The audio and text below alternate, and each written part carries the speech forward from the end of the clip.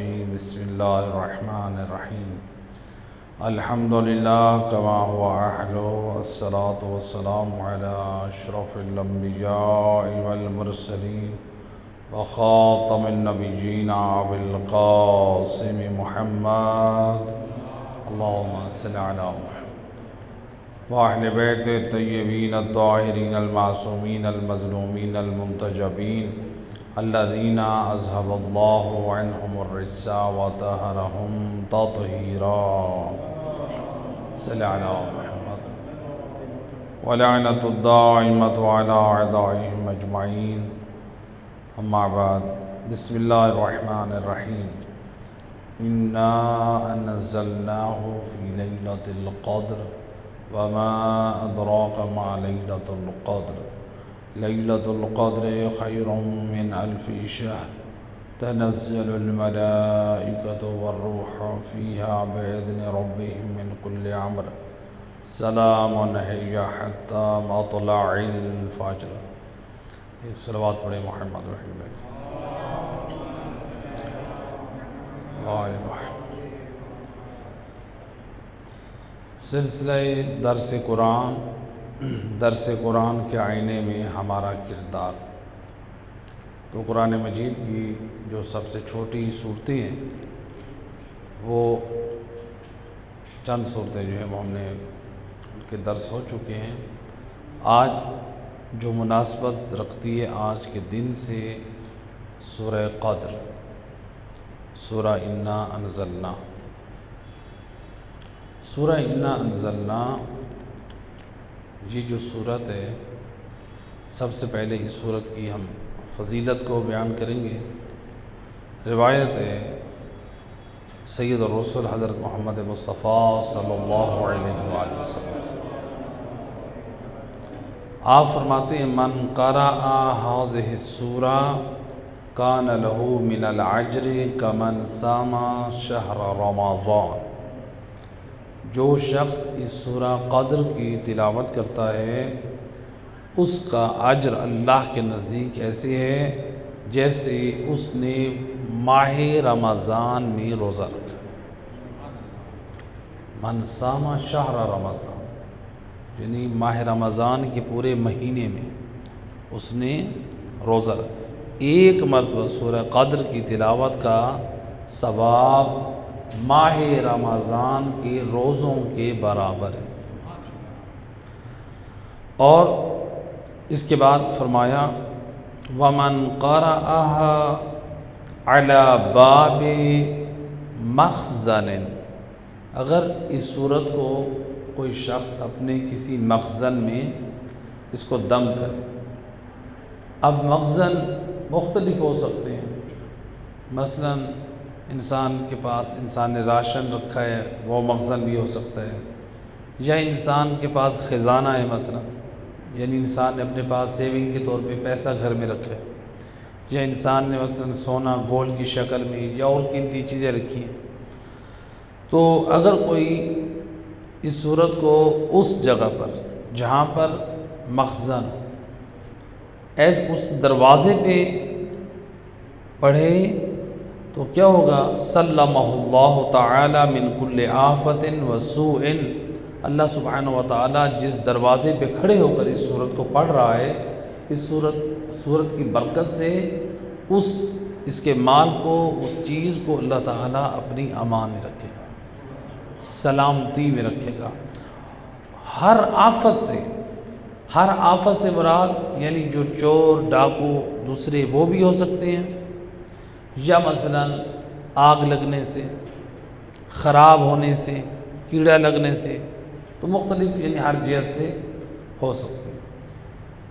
اِلَىٰ أَن يُخْرِجَ صَاحِبَهُ مَا فِيهِ، یعنی یہاں تک کہ جو اس مال کا مالک ہے، یعنی جہاں تک کہ اس کو وہ لے لے، یعنی وہ مال اللہ کی سلامتی اور حفاظت میں رہتا ہے۔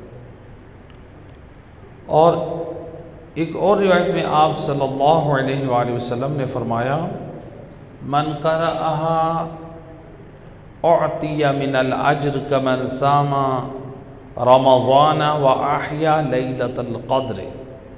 آپ صلی اللہ علیہ وآلہ وسلم نے فرمایا جو سورہ قدر کی تلاوت کرتا ہے اللہ سبحانہ و تعالی اس کو ماہ رمضان کے روزوں کا اجر کے برابر ثواب عطا کرتا ہے، اور اس کو یہ ثواب ملتا ہے کہ جیسے اس نے شب قدر کی رات کو عبادت میں گزارا ہے۔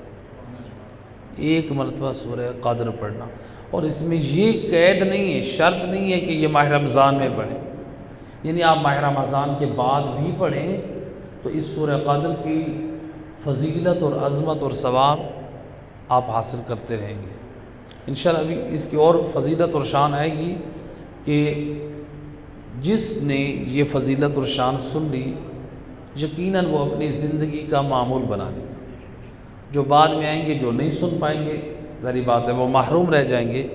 تو بہرحال یہ سورہ انا انزلنا کی شان اور فضیلت، امام علی نقی علیہ السلام اللہم صلی علی محمد آیا امام کی خدمت میں ایک شخص، یبن رسول اللہ مجھے کوئی ایسا عمل بتائیں ان اکون معکم فی الدنیا والآخرہ، فرزند رسول مجھے ایسا عمل بتائیں دنیا میں بھی آپ کے ساتھ آخرت میں بھی آپ کے ساتھ۔ آج ہر مومن کی یہ تمنا ہے میرا دنیا میں بھی شمار محمد والے محمد کے ساتھ ہو، اور آخرت میں بھی میرا حشر نشر محمد والے محمد کے ساتھ ہو۔ اب یہی آرزو مومن لے کر آیا ہے۔ امام علیہ السلام نے اپنی زبان عصمت سے کیا جواب دیا؟ فرماتے ہیں تم یہ آرزو رکھتے ہو؟ امام نے روایت کا جملہ، امام نے فرمایا دو کام تم کرو تو یعنی تمہاری یہ آرزو پوری ہو جائے گی۔ گوہے دوسرے لفظوں میں امام ضمانت دے رہے یہ دو کام تم کرو۔ کون سے؟ امام فرماتے ہیں ایک یہ ہے کہ اپنی زبان کو سورہ انا انزلنا کی تلاوت سے تر رکھو، اس کو پڑھتے رہو، اس کی پابندی کرو۔ دوسرا اپنی زبان پہ استغفار تم پڑھو، سورہ قدر کی تلاوت تم کرو، دنیا میں بھی ہمارے ساتھ شمار ہوگے اور آخرت میں بھی ہمارے ساتھ شمار ہوگے۔ یعنی دنیا میں آل محمد کے حبداروں اور شیعوں میں سے قرار پائے گا، اور میدان معاشر میں محمد والے محمد کے شیعوں، ان کے حبداروں اور ان کی شفاعت کے امیدواروں میں سے وہ مرد مومن ہوگا۔ اللہم صلی علی محمد۔ تو لہٰذا اب یعنی دنیا میں جو مراد ہے، کہنے والے نے کہا کہ دنیا میں بھی میں آپ کے ساتھ ہوں اور آخرت میں بھی، یعنی ایک اشارہ اس بات کی طرف ہے کہ یعنی میرا خاتمہ بالخیر ہو۔ آج ہر مومن کہتا ہے نا کہ میرا خاتمہ بالخیر ہو، تو یعنی اگر خاتمہ بالخیر چاہتے ہیں تو سورہ انا انزلنا کی تلاوت دنیا میں کریں، زندگی میں کریں، اور استغفار بھی ساتھ کریں، اور چاہتے ہیں کہ میدان معاشر میں اس خاتمے کی شکل، اس خاتمہ بالایمان کی شکل نور کی شکل میں ملے، تو یعنی ان چیزوں کی پابندی کرنا ضروری ہے۔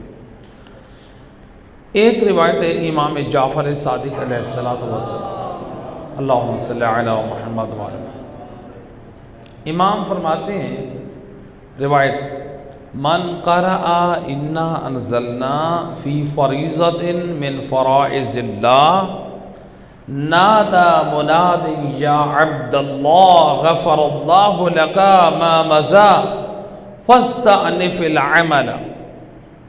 امام فرماتے ہیں جب کوئی شخص واجب نمازوں میں سے کسی واجب نماز میں اس سورہ قدر کو انا انزلنا کو پڑھتا ہے تو اللہ کی طرف سے منادی ندا دیتا ہے، یعنی فرشتہ ندا دیتا ہے یا عبد اللہ، اے اللہ کے بندے، یعنی عبادت کرنے والے، غفر اللہ لک، اللہ نے تیرے سارے گناہ بخش دیے۔ اس سورت کے پڑھنے والے کو اللہ کی طرف سے فرشتہ ندا دیتے ہیں اللہ نے تیرے سارے گناہ بخش دیے۔ کون سے گناہ؟ ما مضی، جو پیچھے تو نے گناہ کیے تھے، تیرے پچھلے سارے گناہ اس سورت کی تلاوت کے صدقے میں اللہ نے معاف کر دیے۔ اور بڑا عظیم جملہ روایت کے آخر میں فرمایا فَاسْتَعْنِ فِي الْعَمَلَ، اب تو اپنے عمل کی ابتدا کر۔ اللہ اکبر، یعنی تیرے نام اعمال سے تیرے کالے کرتوت مٹا دیے گئے ہیں، تیری سیاہیوں کو ختم کر دیا گیا ہے، اب خوش بختی کے راستے پہ آ کے اپنے اعمال صالح کا آغاز کر۔ تو یہ اللہم صلی علی محمد وآل محمد۔ تو دیکھیں یعنی واجب نمازوں میں سے کسی واجب، تو واجب نمازوں میں سے واجب نماز کون سی ہے؟ مثلا یہ یومیہ نماز، یہ بھی واجب ہے، یا مثلا انسان یعنی واجب نماز میں سے ہو سکتی ہے کسی کی اجارے کے طور پہ قضا کے طور پہ انسان پڑھ رہا ہے، یا اجارے پہ نہیں پڑھ رہا تو انسان کسی اور کی قضا پڑھ رہا ہے، والد کی پڑھ رہا ہے، بھائی کی پڑھ رہا ہے، یعنی مرحوم افراد کی، یہ واجب۔ یا پھر یہ ہے کہ جو انسان نے خود فرض کر لی اپنے اوپر، مستحب ہے نظر اور منت کے ذریعے سے، تو یعنی اس کو بھی یہ حکم شامل ہو سکتا ہے۔ یہ یعنی روایت۔ اب یہ خود سورہ قدر جو قرآن کی صورتیں ہیں، ان صورتوں میں جو مستحب ہے نمازی کے لیے کہ پہلی رکعت میں الحمد کے بعد جو سورت پڑھے مستحب ہے، وہ ہے سورہ انا انزلنا، سورہ قدر۔ دوسری رکعت میں سورہ قل هو اللہ احد، یعنی قرآن میں الحمد کے بعد اگر کسی سورت کو شرف ملا ہے نماز کی پہلی رکعت میں پڑھنے کا تو وہ سورہ قدر ہے، سورہ انا انزلنا ہے۔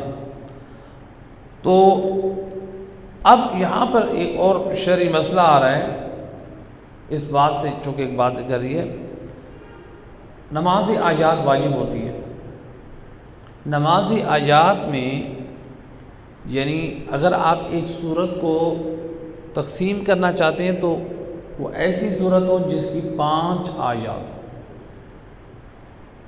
جس کی کتنی آیات ہوں؟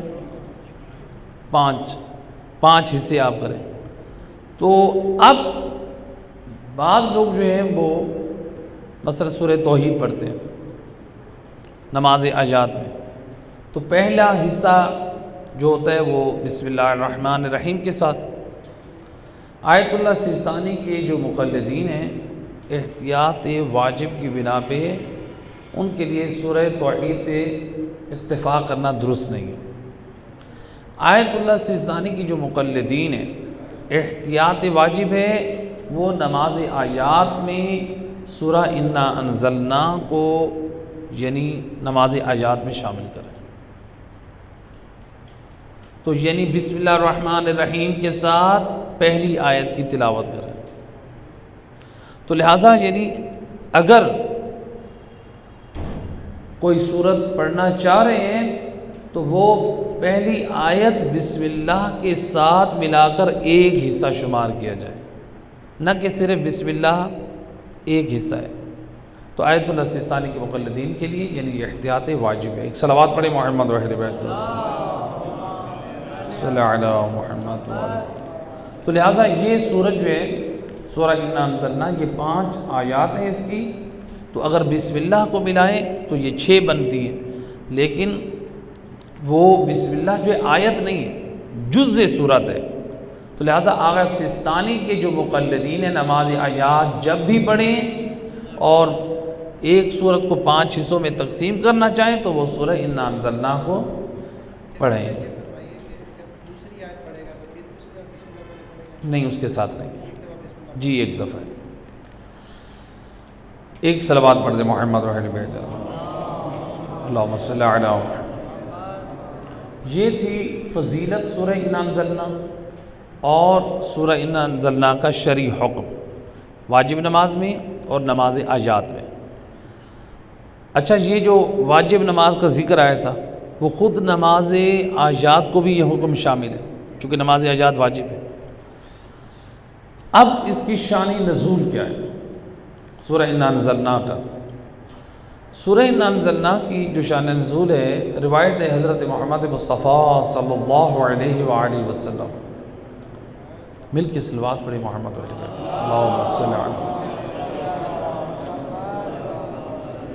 سید الرسل کا جب نام سنا کریں مستحب ہے، بہت زیادہ تاکید ہے، حتیٰ کہ فقہا آیت اللہ سیستانی اور فقہا فرماتے ہیں آپ نماز کی حالت میں ہیں اور غیروں کی اذان آپ کے کان میں آئی ہے، یا سید الرسل کا نام آپ نے سنا ہے، آپ نماز روک کے مستحب ہے سید الرسل کی ذات پہ صلوات بھیجیں۔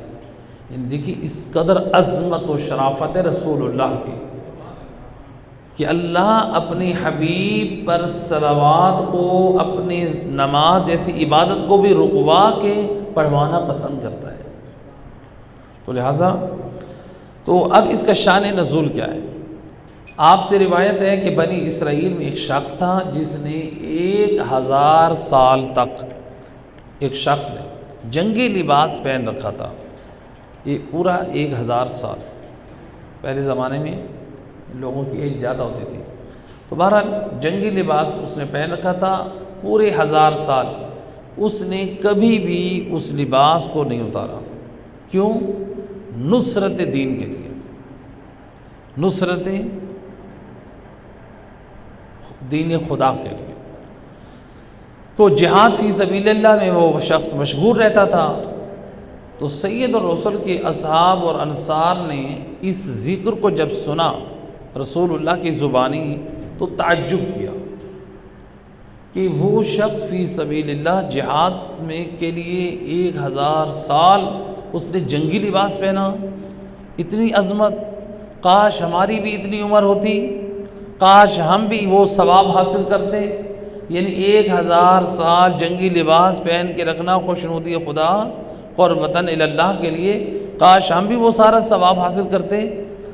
تو یہ فضیلت اور عظمت جب انہوں نے یہ سنی کہ اس کو یہ کیا فضیلت اور شرف حاصل ہے، تو اس وقت یہ آیت مجیدہ نازل ہوئی، انا انزلناہ فی لیلۃ القدر۔ یہ آیت مجیدہ نازل ہوئی کون سی؟ لیلۃ القدر خیر من الف شہر، یہ والی آیت ہے، لیلۃ القدر خیر من الف شہر۔ علماء مفسرین نقل کیا یہ اس وقت یہ آیت مجیدہ نازل ہوئی۔ تو لہٰذا یعنی اگر اس کے پاس وہ لباس تھا، 1000 سال اس نے جنگی لباس پہنا ہے جو عظمت و شرافت لی ہے، تو اے مسلمانوں تم کیوں گھبرا رہے ہو؟ تمہارے پاس وہ رات آ رہی ہے لیلۃ القدر خیر من الف شہر، جو 1000 مہینوں سے افضل ہے۔ تم اس ایک رات میں اللہ کی عبادت کرو تو جو اتنی عظمتوں کی مالک ہے، اتنی شرافت کی مالک ہے۔ اور ایک روایت میں ہے کہ سید الرسول حضرت محمد مصطفیٰ صلی اللہ علیہ وآلہ وسلم آپ نے فرمایا کہ ایک مل کے صلوات پڑھیں،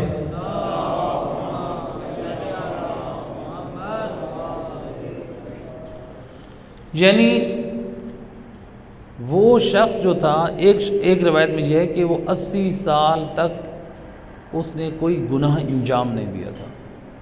ایک شخص 80 سال تک کوئی بھی معصیت انجام نہیں دی، تو اس وقت مسلمان حیران اور تعجب کر رہے ہیں اس کی کیا منزلت ہے، 80 سال تک نافرمانی خدا نہیں کی، تو اس کا ایک رتبہ ہے۔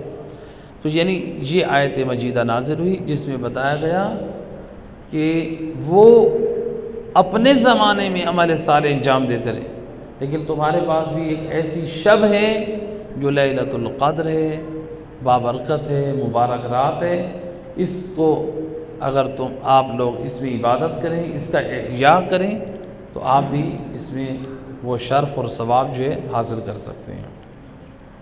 ایک صلوات پڑھتے ہیں محمد رسول اللہ۔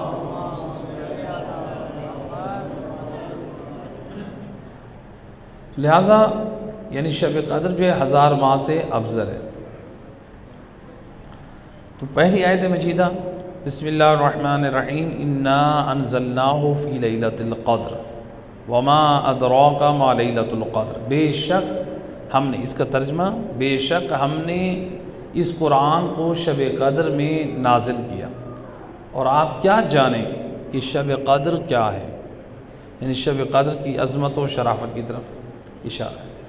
اس آیت میں علماء فرماتے ہیں، اس آیت میں اللہ نے یہ واضح فرمایا ہے کہ یہ قرآن شب قدر میں نازل ہوا ہے۔ انا انزلناہ فی لیلۃ القدر، یہ واضح پیغام مل گیا کہ قرآن کس میں نازل ہوا ہے؟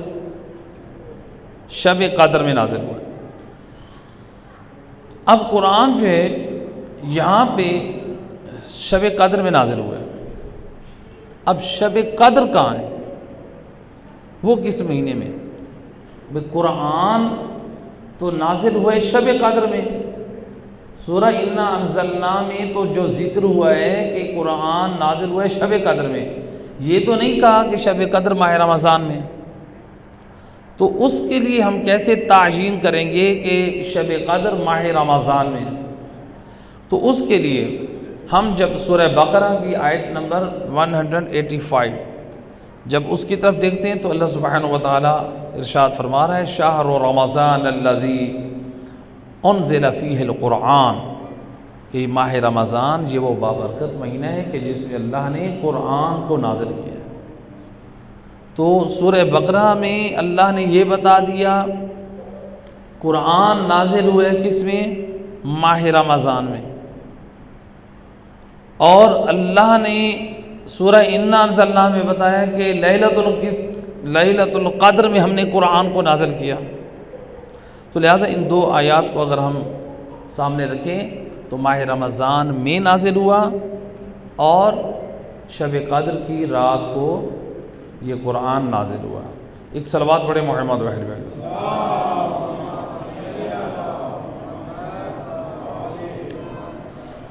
اچھا، یہ اب ہمیں دو آیات سے واضح ہو گیا کہ لیلۃ القدر میں قرآن نازل ہوا اور لیلۃ القدر ہے ماہ رمضان میں قرآن ذکر ہوا کہ قرآن ماہ رمضان میں نازل، یعنی لیلۃ القدر کی رات۔ اب لیلۃ القدر رات کون سی ہے؟ چونکہ ان آیات میں یہ تو نہیں کہا گیا، ہم نے ان دو آیات کی روشنی میں ہمارے لیے یہ تو واضح ہو گیا قرآن ماہ رمضان میں نازل ہوا اور شب قدر میں نازل ہوا، لیکن ان آیات میں یہ نہیں ہمیں پیغام ملا کہ وہ شب قدر ماہ رمضان کی کون سی رات ہے۔ تو لہٰذا پھر ہمیں جانا پڑے گا روایات اور تفاسیر کی طرف، تو اس میں ہمارے علماء مفسرین نے مختلف تاریخوں میں اس کی طرف احتمال دیا ہے۔ پہلا قول یہ ہے شب قدر ماہ رمضان کی پہلی رات ہے، اس لیے آپ ماہ رمضان کی پہلی رات اس میں بھی کافی عبادات اور ذکر اور دعائیں، شب زندہ دار یعنی شب بیداری اس میں جو ہے وہ اہل ایمان کرتے ہیں۔ تو پہلی رات ماہ رمضان کی اس کو شب قدر سے یاد کیا گیا ہے، یہ ایک قول ہے۔ دوسرا قول یہ ہے کہ شب قدر ماہ رمضان کی 17 کی رات ہے، 17 کی رات یعنی 16 کے دن گزار کے 17 ماہ رمضان کی رات، 16 کا دن گزارنے کے بعد یہ شب قدر کی رات ہے۔ تیسری روایت ہے 19 ماہ رمضان کی رات یعنی شب ضربت۔ چوتھا قول ہے 21 ماہ رمضان کی رات یعنی شب شہادت امیر المومنین علی ابن ابی طالب علیہ السلام۔ اور پانچواں قول کہ 23ویں ماہ رمضان کی رات یہ شب قدر کی رات ہے، جو رات آپ گزار چکے ہیں یہ شب قدر کی رات ہے۔ اور چھٹا قول کہ 27 ماہ رمضان کی رات شب قدر کی رات ہے، جو برادران اہل سنت اس رات کو یعنی نزول قرآن کی رات مناتے ہیں، تو علماء مفسرین نے 27 ماہ رمضان کی رات کو شب قدر کی رات، ایک قول یہ بھی ہے۔ ایک قول یہ ہے کہ 29 ماہ رمضان کی رات یہ شب قدر کی رات ہے۔ تو یعنی یہ تقریباً 7 قول بنتے ہیں۔ اب ان میں مشہور کیا ہے؟ مشہور تو اس میں جو مشہور ہے شب قدر، کہا کہ جو شب قدر ہے وہ ہے آخری عشرے میں جو مشہور ہے۔ اب آخری عشرے کی طرف ہم دیکھیں تو پھر 21 بھی ہے، 23 کی رات بھی ہے، 27 کی رات بھی ہے اور 29 کی رات بھی ہے، تو یعنی یہ 4 راتیں بنتی ہیں۔ تو لہٰذا آخری 10 راتوں میں احتمال دیے گئے 21، 23، 27 اور 29، لیکن کہا گیا کہ جو 4 راتیں ہیں مشہور یہ ہے کہ ان 4 راتوں میں سے مشہور یہ ہے کہ یہ 2 راتیں 21 کی رات اور 23 کی رات، شب قدر کی رات، یہ 2 مشہور ہیں، یعنی 27 کی رات اور 29 کی رات وہ اگرچہ آخری عشرے میں لیکن وہ غیر مشہور ہے۔ تو یہاں پر ایک صلوات پڑھے محمد وحید بھائی ذات پر۔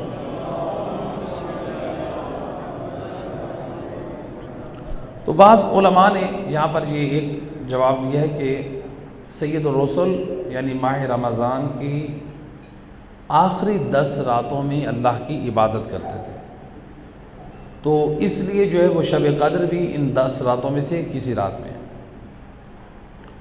تو ایک روایت ہے ہمارے پاس، راوی آیا امام جعفر صادق علیہ الصلاۃ والسلام، اللہم صلی علی محمد، عرض کی یبنا رسول اللہ شب قدر کے بارے میں امام سے سوال کیا کہ شب قدر، امام علیہ السلام نے جواب میں کیا فرمایا کہ شب قدر 21 یا 23 کی رات ہے، 2 راتوں میں سے ایک رات، 21 کی رات یا 23 کی رات۔ راوی نے اصرار کیا کہ فرزند رسول یبنا رسول اللہ ان 2 راتوں میں سے کس کا انتخاب کیا جائے، یعنی وہ چاہ رہا تھا کہ امام سے کنفرم کرا لو 21 کی رات ہے یا 23 کی رات ہے۔ تو کہتے ہیں کہ ان 2 راتوں میں سے کون سی رات ہے انتخاب کرا لو، اور کہا اگر میں ان 2 راتوں میں عبادت نہ کر سکوں، راوی کہتے ہیں مولا اگر میں ان 2 راتوں میں عبادت نہ کر سکوں تو پھر میں کس رات کو منتخب کروں۔ اس کا قصد اور ارادہ یہ تھا کہ میں اس طرح سے سوال کروں، امام جب مجھے جواب مثلا اگر دیں گے 23 کی رات کرو تو میں سمجھ جاؤں گا، ذرا سمجھدار بن رہا ہے، یہ نہیں دیکھ رہا کہ سامنے حجت خدا ہے۔ تو لہٰذا امت کی ذکاوت جمع ہو جائے تو تب بھی امام معصوم حجت خدا کی ذکاوت اس کی ذہانت کی برابری نہیں کر سکتے۔ اللہم صلی علی محمد وآل محمد۔ تو امام معصوم دیکھیں کیسے تربیت کرتے ہیں اپنے چاہنے والوں کی، بڑا عظیم آپ نے جملہ روایت میں فرمایا، فرماتے ہیں کہ امام علیہ السلام نے معین نہ کیا 21 کی رات ہے یا 23 کی رات، فرماتے ہیں مال یسر لیلتین فیما تطلب، فرماتے ہیں کہ یعنی یہ جو 2 راتیں ہیں ان دو راتوں کا احیاء کرنا یہ آسان ہے، یعنی مشکل کام نہیں ہے کہ تیرے لیے یعنی ایک رات کو معین کیا جائے۔ تو لہٰذا امام علیہ السلام نے اس کی منشا کے مطابق جواب نہیں دیا، بلکہ دونوں راتوں کو آپ نے رہنے دیا تاکہ مومن جو ہے وہ دونوں راتوں کو شب بیداری کریں اور وہ کمال اور پاکیزگی اور طہارت کی طرف جائیں۔ صلوات پڑھے محمد و اہل بیت۔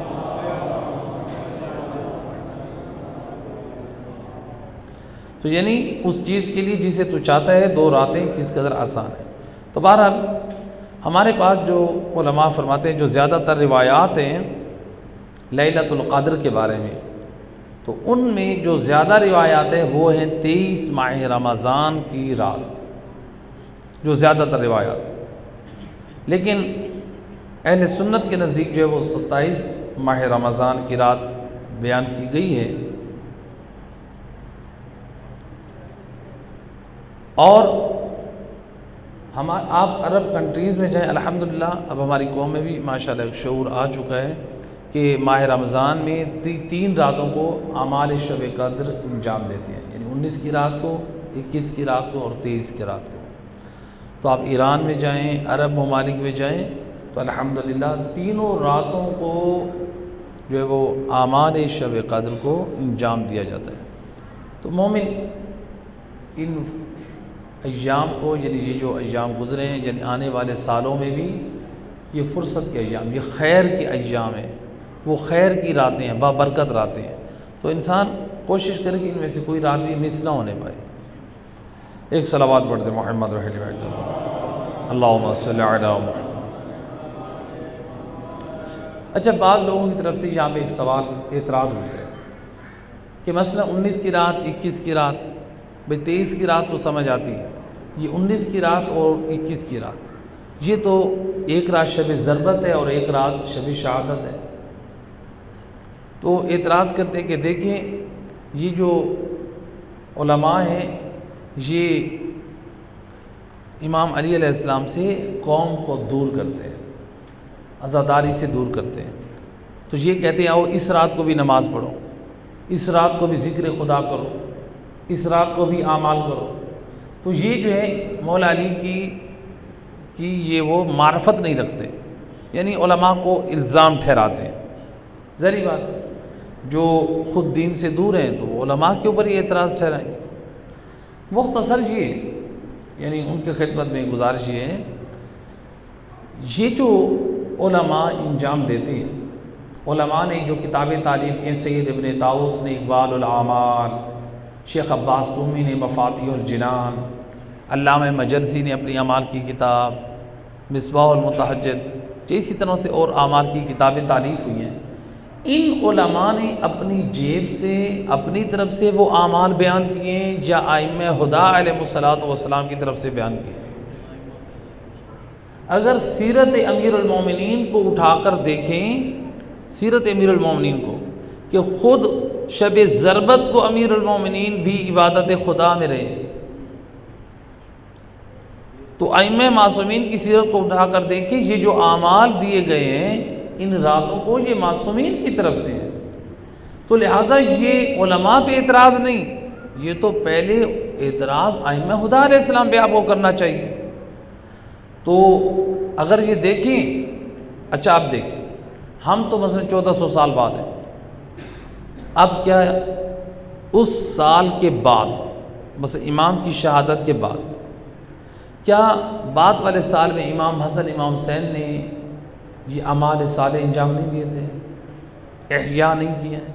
ہمارے امام، چوتھے امام زین العابدین علیہ السلام، یا جس امام کی فقہ سے منسوب ہے فقہ جعفری، امام جعفر صادق علیہ السلام، اگر یہ دیکھیں ائمہ ہدیٰ کی تعلیمات سے، روایات میں ہمیں ہدایات مل جائیں، تو اس کا مطلب یہ ہم علماء کو صرف قصوروار بنا رہے ہیں۔ ہمارا حقیقی اعتراض جو ہے وہ ائمہ ہدیٰ علیہ السلام پہ، اور جو بندہ ائمہ ہدیٰ علیہ السلام کے کسی حکم کو نہ مانے، یعنی انکار کر دے، اگر وہ ضد میں آ کے، اور تو ہو سکتا ہے وہ یعنی مذہب سے بھی خارج ہو جائے تعصباً۔ تو بہرحال یہ جو ہے 3 راتیں ہیں تو جن کا روایات میں ذکر ہو۔ ایک صلوات پڑھے محمد وآلہ اللہم صلی علی محمد۔ تو ہمارے پاس ایک روایت ہے امام جعفر صادق علیہ السلام سے، اللہم صلی علی محمد، جس میں امام نے روایت میں فرمایا التقدیر فی لیلۃ القدر، جو تقدیر لکھی جاتی ہے وہ کس میں؟ لیلۃ القدر میں تقدیر 19 یعنی 19 کی رات کو تقدیر لکھی جاتی ہے۔ والابرام فی لیلہ 21، تقدیر 19 کی رات لکھی جاتی ہے اور اس کا حکم 21 کی رات کو ہوتا ہے۔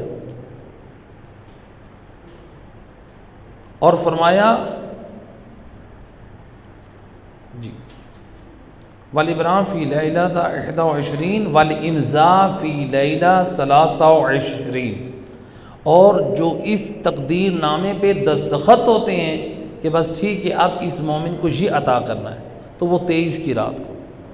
تو یعنی جو مومن اپنی تقدیر لکھوانا چاہتا ہے وہ آغاز کرے 19 کی رات، پھر وہ 21 کی رات کو تجدید کرے، اور پھر 23 کی رات کو اللہ کی طرف سے یعنی اس کے اوپر امضاء کر دیے جاتے ہیں واقعاً یہ بندہ مخلص ہے، 3 مرتبہ ہماری بارگاہ میں آ چکا ہے، جو تقدیر لکھی گئی اب اس کو عطا کر دیا جائے. اللہم صل علی. تو لہٰذا یہ جو ہے ایک مل کے صلوات پڑھے محمد رحمہ.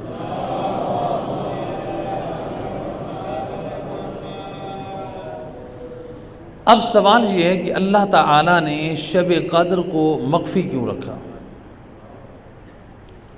یعنی 3 راتوں میں سے کسی رات کو بھی، تو شب قدر کو اللہ نے مخفی کیوں رکھا ہے؟ تو اس کا ایک سادہ جواب ہے. دیکھیے اللہ نے اپنے نیک بندوں کو لوگوں میں چھپا کے رکھا، تو اسی لیے روایات میں ہے کہ کسی بھی بندے کو حقیر نہ جانو، ہو سکتا ہے وہی اللہ کا ولی ہو. اسی طرح اللہ نے اپنی خوشنودی اور قرب کو نیکی میں رکھی ہے، تو کسی بھی نیکی خدا کو حقیر نہ جانو، ہو سکتا ہے جسے ہم معمولی سمجھ کے چھوڑ رہے ہیں وہی اللہ تعالیٰ کی قریب کرنے کا وسیلہ بنے. اسی طرح سے کسی بھی گناہ کو معمولی نہ سمجھیں، ہو سکتا ہے جس گناہ کو ہم معمولی سمجھ کے انجام دے رہے ہیں وہی اللہ سے دوری کا سبب بن جائے. تو لہٰذا یعنی گناہ جو ہے وہ اللہ سے دوری کا سبب بنتا ہے، وہ کوئی گناہ بھی ہو. تو لہٰذا جیسے اللہ نے اپنے بندوں کو لوگوں میں پوشیدہ رکھا ہے، یا اسی طرح سے اور بہت ساری ایسی چیزیں ہیں، تو اسی طرح اس میں بھی شب قدر کو بھی مخفی رکھنے کا ہدف اور مقصد یہ ہے کہ بندہ خدا جو ہے اللہ کی بارگاہ میں 3 راتیں آئے اور 3 رات جو ہے وہ اللہ سے مناجات کرے، استغفار کرے. تو اللہ تعالیٰ کو یہ پسند ہے، یعنی خدا یہ پسند کرتا ہے کہ میرا بندہ میری بارگاہ میں آ کے گڑ گڑائے، استغفار کرے، عبادت کرے. تو لہٰذا اس عمل کے ذریعے سے بھی یعنی ہمیں یعنی قرب خدا کا قرب حاصل ہو، انسان معنویت کی طرف جائے. ایک صلوات پڑھ دیں محمد واحد بیٹھ.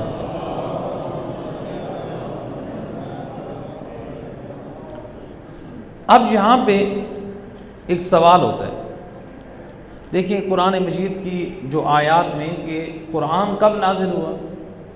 شب قدر. سورہ بقرہ کی آیت نمبر 185 میں کیا بتایا؟ سورہ یہ قرآن نازل ہوا ہے ماہ رمضان میں، ایسے کہ نہیں؟ ماہ رمضان میں آپ لوگ کیا سنتے ہیں علماء کرام سے؟ آپ اگر مطالعہ کرتے ہیں تو آپ کیا سنتے اور پڑھتے ہیں؟ قرآن کے نازل ہونے کا عرصہ کتنا تھا؟ 23 سال. تو قرآن مجید یہ سورہ انا انزلنا کیا کہہ رہی ہے؟ انا انزلناہ فی لیلۃ القدر.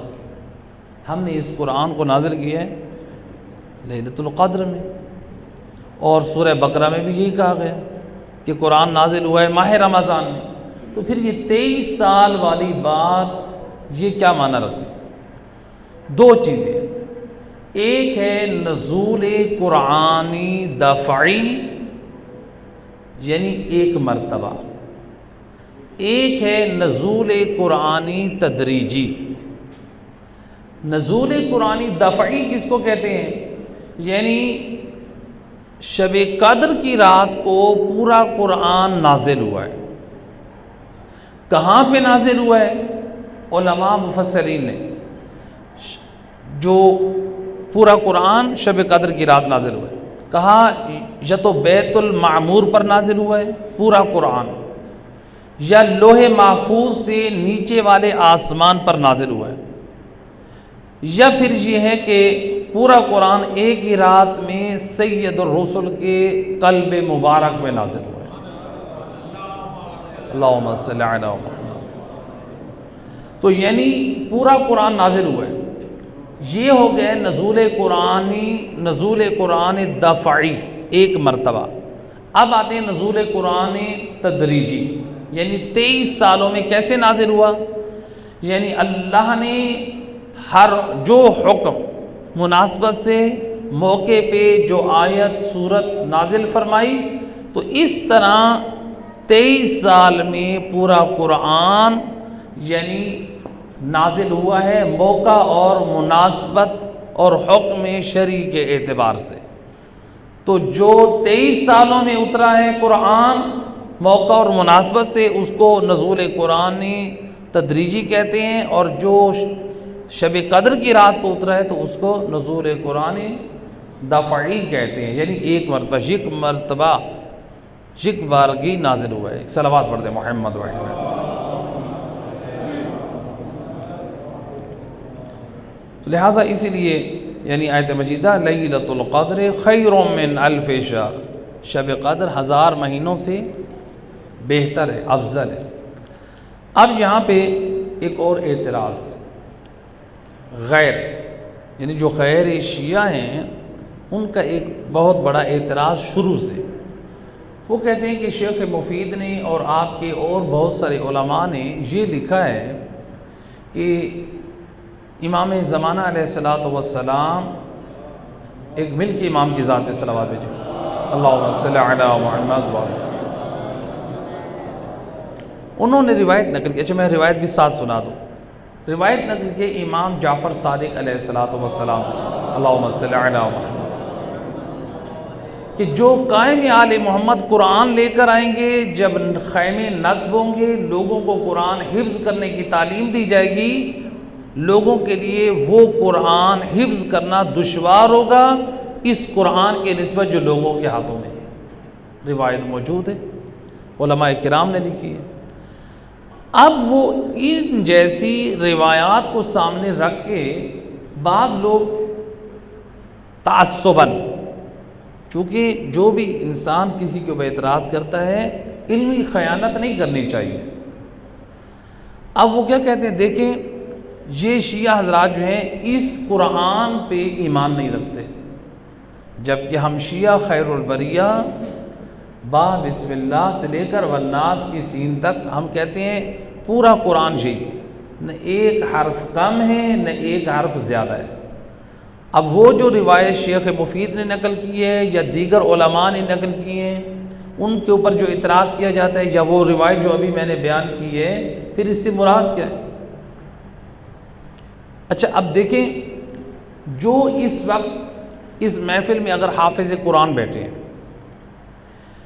ہمارے پاس یہ ہے کہ جو امام زمانہ علیہ الصلوۃ والسلام یعنی امام مہدی علیہ الصلوۃ والسلام کے پاس جو قرآن ہے، وہ قرآن اس ترتیب سے جمع کیا گیا ہے جس ترتیب سے نازل ہوا تھا۔ تو اب وہ ترتیب جو ہے، آیات آگے پیچھے ہیں، صورتیں بھی آگے پیچھے ہیں، وہ اس ترتیب سے نہیں ہے۔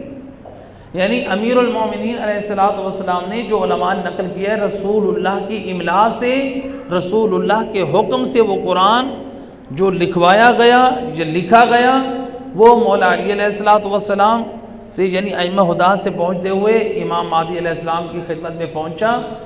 اب اس میں، اس قرآن میں، اس قرآن کی ترتیب بھی نہیں ہے اور آیات کی ترتیب بھی نہیں ہے، لیکن حرف کے اعتبار سے وہ قرآن اور یہ قرآن دونوں سیم ہے، حرف کے اعتبار سے نہ کم ہے نہ زیادہ ہے۔ تو چونکہ اچھا یہ اگر کوئی اعتراض کرے، دیکھیے یہ شیعہ حضرات کا یہ کہنا کہ وہ قرآن اور اس قرآن کی ترتیب مختلف ہے، یہ تو خود رسول اللہ کے اصحاب میں اختلاف تھا۔ جب سید الرسل جو نزول قرآن کی صورتیں لکھواتے تھے، بہت سارے اصحاب جو اس طرح سے لکھتے تھے جو رسول اللہ سے سنتے تھے، تو قرآن ان کے پاس بھی موجود تھا، لیکن صورتیں آگے پیچھے ہوتی تھیں، آیات آگے پیچھے ہوتے تھے۔ تو امام زمانہ علیہ الصلوۃ والسلام کے پاس جو قرآن ہے، وہ بالکل اتنا قرآن ہے جو آج ہماری مساجد میں موجود ہے، ہمارے امام بارگاہوں میں موجود ہے، با بسم اللہ سے لے کر والناس کی سین تک حرف بحرف اتنا قرآن ہے۔ لیکن فرق یہ ہے کہ اس قرآن میں اور اس قرآن میں شان نزولی کے ساتھ اور جو ترتیب کے ساتھ نازل ہوا تھا اس ترتیب کے ساتھ اس کو مرتب کیا گیا ہے۔ تو اب اگر جو شخص اس قرآن کا حافظ ہے، جب وہ اس قرآن کی تلاوت کرے، اس کو حفظ کرنے بیٹھے، اس کے لیے دشوار ہوگا کہ نہیں ہوگا؟ کیونکہ آیات آگے پیچھے ہیں، ورنہ تو اور بہرحال جو علماء اہل سنت ہیں وہ ان چیزوں کو سمجھتے ہیں، جو صاحبان علم ہیں، ذمہ دار علماء ہیں، وہ سمجھتے ہیں کہ شیعہ مذہب میں جو کیا ان کے قوانین ہیں، یعنی ان کے کیا مسلمات ہیں۔ ایک صلوات پڑھ دے محمد وحری بیٹھ بار دیگر باواز بلند صلوات۔ ایک مرتبہ پھر مل کے صلوات پڑھے محمد۔